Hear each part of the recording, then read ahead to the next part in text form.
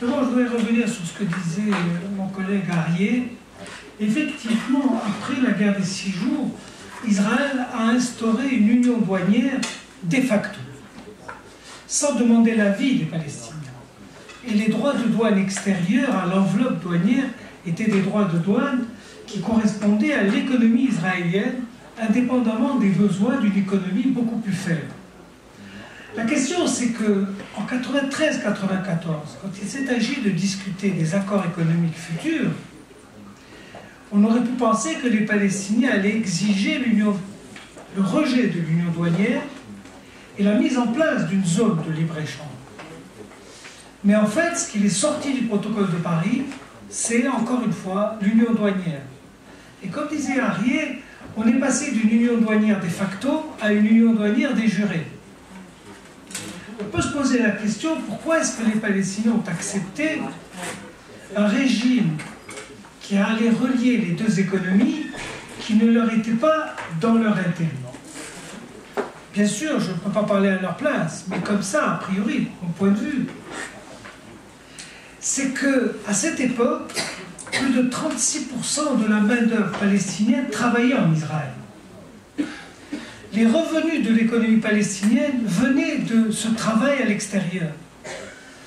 Mais on a parlé tout à l'heure de convergence. Effectivement, entre 67 et 87, la première intifada, il y a une convergence économique.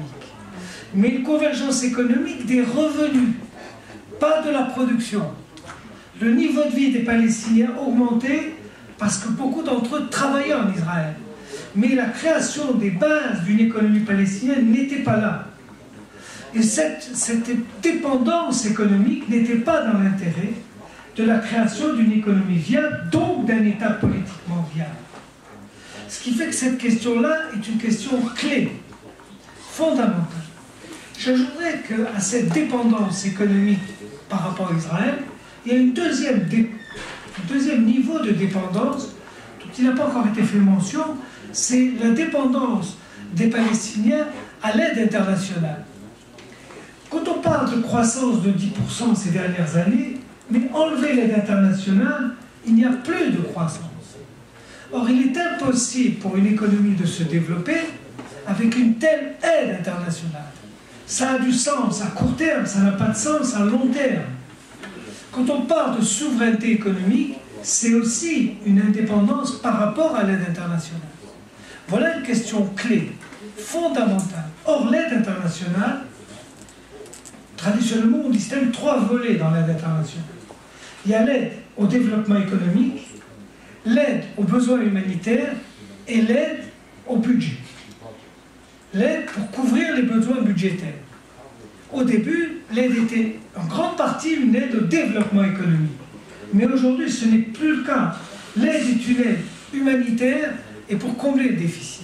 Pas du tout une aide pour le développement économique. Et c'est ça le problème. Donc avec une situation pareille, la dépendance économique par rapport à Israël d'une part, par rapport à l'aide internationale, font que la création d'un État économique souverain pose un véritable défi. Pas sous question.